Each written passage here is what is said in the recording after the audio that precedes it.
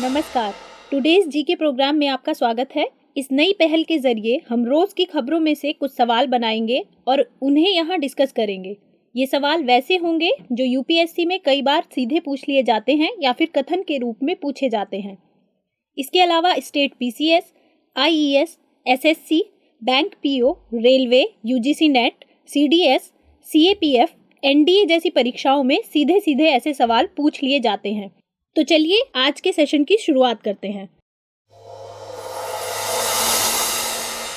शुरुआत करते हैं कल के प्रैक्टिस क्वेश्चन से। कल का प्रैक्टिस क्वेश्चन था, भारतीय सेना में आज किस स्वदेशी तोप को शामिल किया गया है? ए बाण, बी धनुष, सी त्रिशूल या डी दुर्गा। भारत की मारक क्षमता को बढ़ावा देने के लिए देश की पहली स्वदेशी रूप से विकसित धनुष तोप को एमपी के जबलपुर में ऑर्डिनेंस फैक्ट्री में आयोजित एक समारोह के दौरान भारतीय सेना में शामिल किया गया। 155 मिलीमीटर कैलिबर की आर्टिलरी गन जबलपुर स्थित गन कैरिज फैक्ट्री द्वारा निर्मित की गई थी। धनुष बोफोर्स होवित्जर के डिजाइनों पर आधारित है, जिसे 1980 के दशक में सेना में शामिल किया गया था और यह K9 ब्रिज और M777 अल्ट्रा के बाद सेना में शामिल होने वाली तीसरे प्रकार की तोप होगी। धनुष गन प्रणाली को सभी प्रकार के इलाकों में नियोजित किया जा सकता है। इसका निर्माण मेक इन इंडिया को भी मजबूती प्रदान करता है। इस तरह कल के प्रैक्टिस क्वेश्चन का सही आंसर है ऑप्शन बी, धनुष। आप में से अधिकांश लोगों ने कमेंट बॉक्स में इसका सही उत्तर दिया है। आज का पहला सवाल, भारत की पुरुष हॉकी टीम के मुख्य कोच के रूप में किसे चुना गया है? ए वेस्लिन मार्टिक, बी सोर्ड मारिने, सी ग्राहम रीड या D Harinder Singh. Hockey India ने ग्राहम रीड को भारतीय पुरुष हॉकी टीम का नया मुख्य कोच नामित किया है। रीड जल्द ही बेंगलुरु के sports authority of India south centre में चल रहे राष्ट्रीय शिविर में शामिल होंगे। ग्राहम रीड 1984, 1985, 1989 और 1990 में back to back championship trophy खिताब जीतने वाली ऑस्ट्रेलियाई टीम का हिस्सा भी थे। ऑप्शंस की बात करें तो वेस्लिन मार्टिक ये भारत के बास्केटबॉल कोच के रूप में नियुक्त किए गए हैं, इसकी बात हम पहले कर चुके हैं। सोर्ड मारिने ये Indian women's hockey team coach हैं। वहीं हरेंद्र सिंह इससे पहले पुरुष हॉकी टीम के मुख्य कोच थे। पुरुष हॉकी टीम के मुख्य कोच के रूप में नियुक्त किया गया है ग्राहम रीड को। ऑप्शन सी इसका करेक्ट आंसर है। क्वेश्चन नंबर 2, हाल ही में उच्च शिक्षण संस्थानों की इंडिया रैंकिंग 2019 जारी की गई है। इसमें किस संस्थान को पहला स्थान मिला है? A IISc Bengaluru, B IIM Bengaluru, C IIT Delhi या डी आईआईटी मद्रास। हाल ही में राष्ट्रपति ने उच्च शिक्षण संस्थानों की इंडिया रैंकिंग जारी की है और इन्हें पुरस्कार दिया है। इसी मौके पर Atal ranking of institutions on innovation achievements यानी ARIIA भी जारी किया गया और ये अवार्ड शीर्ष 2 संस्थानों को दिए गए हैं। इंडिया रैंकिंग के तहत आईआईटी मद्रास को पहला स्थान मिला है, जबकि दूसरे स्थान पर बंगलुरु स्थित इंडियन इंस्टीट्यूट ऑफ साइंस है। इस सूची में तीसरा स्थान आईआईटी दिल्ली को मिला है। चिकित्सा विज्ञान संस्थानों की श्रेणी में एम्स को पहली रैंक मिली है। कॉलेजेस की नेशनल रैंकिंग में पहला स्थान दिल्ली विश्वविद्यालय के मिरांडा हाउस को मिला। आपको बता दें कि उच्च शिक्षण संस्थानों को यह ranking national institutional ranking framework यानी NIRF के तहत दी जाती है। यह फ्रेमवर्क देश भर के उच्च शिक्षण संस्थानों को रैंकिंग देने के लिए विधि बताता है। NIRF को मंजूरी मानव संसाधन मंत्रालय ने दी थी और यह 2015 में लॉन्च किया गया था। तो दूसरे सवाल का सही उत्तर है option D, IIT Madras. Question number 3, Sydney Brenner का हाल ही में निधन हो गया है। इनका संबंध किस क्षेत्र से था? ए साहित्य, बी चिकित्सा, सी गणित या डी फिल्म। नोबेल पुरस्कार विजेता सिडनी ब्रेनर की मृत्यु हो गई है। जीव वैज्ञानिक सिडनी ब्रेनर का विज्ञान के क्षेत्र में महत्वपूर्ण योगदान है। इन्होंने आनुवांशिक कोड को समझने में मदद की और इनके राउंडवॉर्म पर शोध ने मानव रोग अनुसंधान के एक नए क्षेत्र को जन्म दिया। ब्रेनर ने 2002 में चिकित्सा में नोबेल पुरस्कार साझा किया था और उनका विषय था कि किस तरह से कोशिका विभाजन को नियंत्रित करने के लिए जीन को नियंत्रित किया जाता है। उन्होंने और दो सहयोगियों जॉन सुल्टसन और रॉबर्ट होविट्जन के साथ एक पारदर्शी रॉन्डवॉर्म का पता लगाया जिसे सी एलिगेंस के रूप में जाना जाता है। इन्होंने इस पर शोध से पता लगाया कि कोशिकाएं कैसे विभाजित होती हैं और कैसे कुछ नया बनाती हैं। हालांकि विज्ञान में उनका सबसे महत्वपूर्ण योगदान आनुवांशिक कोड निर्धारित करने के लिए माना जाता है। 1961 में इन्होंने प्रदर्शित किया कि डीएनए 3 न्यूक्लियोटाइड की एक श्रृंखला से बना होता है जिसे कोडोन कहा जाता है, जो प्रोटीन बनाने वाले अमाइनो एसिड को कूटबद्ध करता है। इसके अलावा इन्होंने एमआरएनए की खोज में भी मदद की थी। तो विज्ञान के क्षेत्र में अपना योगदान देने वाले सिडनी ब्रेनर का निधन हो गया है। इनका कार्य क्षेत्र था चिकित्सा। ऑप्शन बी इसका करेक्ट आंसर है। क्वेश्चन नंबर 4, 1857 के विद्रोह के दौरान बेगम हजरत महल ने कहाँ विद्रोह का नेतृत्व किया था? ए कानपुर, बी लखनऊ, सी फैजाबाद या डी दिल्ली। हाल ही में बेगम हजरत महल की 140वीं पुण्यतिथि मनाई गई। इस मौके पर भारतीय दूतावास ने नेपाल में बेगम हजरत महल के समाधि स्थल पर श्रद्धांजलि अर्पित की। बेगम हजरत महल अवध के नवाब वाजिद अली शाह की पत्नी थी। वाजिद अली शाह के निर्वासन के बाद इन्होंने लखनऊ में 1857 के विद्रोह का नेतृत्व किया था। बाद में हजरत महल नेपाल चली गई, जहां काठमांडू में 1879 में इनकी मृत्यु हो गई। क्वेश्चन नंबर 4 का सही आंसर है option B Lucknow. Question number 5, African lion किन दो देशों के बीच का संयुक्त सैन्य अभ्यास है? A America Morocco, B Bharat Morocco, C Bharat Sudan या डी अमेरिका दक्षिण अफ्रीका। मोरक्को और अमेरिका के बीच संयुक्त सैन्य अभ्यास अफ्रीकन लायन 2019 दक्षिणी मोरक्को में किया जा रहा है। अफ्रीकन लायन 2019 के दौरान यूएस और मोरक्को F-16 का प्रशिक्षण करेंगे। इस अभ्यास में कनाडा, फ्रांस, सेनेगल, स्पेन और यूके के सशस्त्र बल भी शामिल होंगे। मोरक्को की बात करें तो मोरक्को अफ्रीकन कॉन्टिनेंट का एक पार्ट है। इसका कैपिटल रबात है।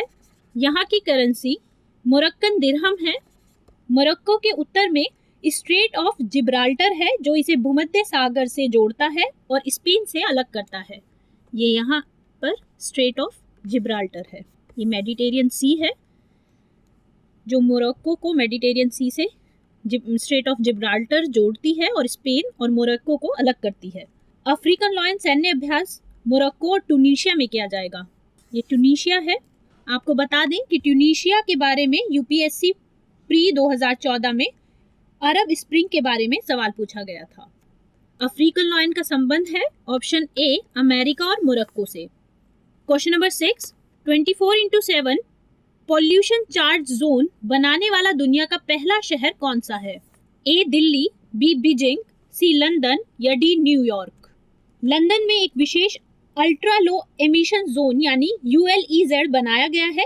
इस जोन में प्रवेश करने वाले ऐसे पुराने वाहनों पर एंट्री फीस लगाई जाएगी जो उत्सर्जन मानकों का पालन नहीं करते हैं। यह ULEZ सप्ताह में 7 दिन और 24 घंटे कार्य करेगा। इस क्षेत्र में प्रवेश करने पर जो भी वहां उत्सर्जन मानकों का पालन नहीं कर रहे होंगे उन्हें रोज शुल्क चुकाना होगा। इस जोन में प्रवेश करने वाले वाहनों में पेट्रोल चालित वाहनों को यूरो 4 मानकों और डीजल चालित वाहनों को यूरो 6 मानकों का पालन करना जरूरी है। ऐसा करने वाला लंदन दुनिया का पहला शहर बन गया है। इसका मकसद वायु प्रदूषण को कम करना और सार्वजनिक स्वास्थ्य की सुरक्षा करना है ताकि सोशल जस्टिस हो सके। इस तरह क्वेश्चन नंबर 6 का सही उत्तर है option C London. Question number 7, हाल ही में अमेरिका ने किस देश की सरकार की इकाई को विदेशी आतंकवादी संगठन घोषित किया है? ए वेनेजुएला पुलिस बल, बी न्यूजीलैंड पुलिस बल, सी तालिबान के गार्ड सैन्य दल या डी ईरान के गार्ड सैन्य दल। अमेरिका ने ईरान के गार्ड कॉर्प्स को एक विदेशी आतंकवादी संगठन के रूप में नामित किया है। यह पहली बार है कि अमेरिका ने आतंकवादी संगठन के रूप में किसी अन्य देश की सरकार की एक इकाई को नामित किया है। ईरान की बात करें तो ईरान की राजधानी तेहरान है। ईरान के उत्तर में अजरबैजान, अर्मेनिया, तुर्कमेनिस्तान और कैस्पियन सागर है। वहीं पूर्व में पाकिस्तान और अफगानिस्तान, दक्षिण में फारस की खाड़ी और ओमान की खाड़ी और पश्चिम में तुर्की और इराक है। ईरान में चाबहार बंदरगाह की स्थिति इसके सामरिक महत्व को दर्शाती है। साथ ही इसके दक्षिण में स्थित हॉर्मुज जलसंधि भी इसके महत्व को बढ़ाती है। यहाँ हॉर्मुज जलसंधि है। क्वेश्चन नंबर 7 का सही उत्तर है ऑप्शन डी, ईरान के गार्ड सैन्य दल। क्वेश्चन नंबर 8, वित्तीय वर्ष 2019-20 के लिए विश्व बैंक ने भारत की जीडीपी वृद्धि दर कितने फीसदी रहने का अनुमान लगाया है? ए 7%, बी 7.5%, सी 8% या डी 7.2%। विश्व बैंक और आईएमएफ की बैठक से ठीक पहले विश्व बैंक ने दक्षिण एशिया पर जारी रिपोर्ट में भारत की जीडीपी वृद्धि दर के अनुमान दिए हैं। इसके मुताबिक वित्तीय वर्ष 2019-20 में भारत की जीडीपी वृद्धि दर 7.5% रहने का अनुमान है, जबकि पिछले वित्तीय वर्ष यानी 2018-19 के लिए वास्तविक जीडीपी वृद्धि दर 7.2% रहने का अनुमान किया गया था। पिछले वित्तीय वर्ष के पहले 3 तिमाहियों के आंकड़ों पर नजर डालें तो उद्योग क्षेत्र की वृद्धि दर 7.9%, वहीं कृषि क्षेत्र ने 4% की दर से वृद्धि की है। तो क्वेश्चन नंबर 8 का सही आंसर है option B 7.5%। Question number 9, global slag company of the year का पुरस्कार किसने जीता है? ए पॉस्को चीन, B Tata steel Bharat, C SAIL Bharat या डी जेएफई स्टील जापान। 14वें ग्लोबल स्लैग सम्मेलन और प्रदर्शनी 2019 में टाटा स्टील को global slag company of the year का खिताब मिला है। यह सम्मेलन सबसे बड़े वैश्विक वार्षिक स्लैग इवेंट में से एक है, जिसका आयोजन जर्मनी के आखिन में किया गया। इसमें प्रमुख स्टील निर्माता, स्टील मिल सेवा प्रदाता और संबंधित कंपनियों ने हिस्सा लिया। टाटा बाय प्रोडक्ट्स यानी स्लैग के लिए नए अनुप्रयोगों के विकास में इनोवेटिव प्रैक्टिसेस के लिए टाटा स्टील को यह पुरस्कार दिया गया है। यह पुरस्कार स्थिरता के प्रति टाटा स्टील की प्रतिबद्धता की वैश्विक मान्यता को दर्शाता है। तो क्वेश्चन नंबर 9 का सही आंसर है option B Tata steel Bharat. Question number 10, विश्व बैंक द्वारा जारी रिपोर्ट के मुताबिक 2018 में सर्वाधिक रेमिटेंस प्राप्त करने वाला देश कौन सा है? भारत, चीन, मैक्सिको या फिलीपींस। हाल ही में विश्व बैंक ने माइग्रेशन एंड डेवलपमेंट रिपोर्ट का नया संस्करण जारी किया। इसके मुताबिक मध्यम और निम्न आय वाले देशों को मिलने वाला रेमिटेंस अपने उच्च स्तर पर है। 2018 में भारतीय प्रवासियों ने $79 बिलियन राशि भारत भेजी। इसके मुताबिक भारत दुनिया में सबसे ज्यादा रेमिटेंस प्राप्त करने वाला देश है। सबसे ज्यादा रेमिटेंस प्राप्त करने वाले देशों में चीन दूसरे, मैक्सिको तीसरे और फिलीपींस चौथे स्थान पर है। रिपोर्ट के मुताबिक भारत के रेमिटेंस में 14% की बढ़ोतरी हुई है। रेमिटेंस के तहत वो धनराशि आती है जो प्रवासी अपने परिवारों को विदेश से भेजते हैं।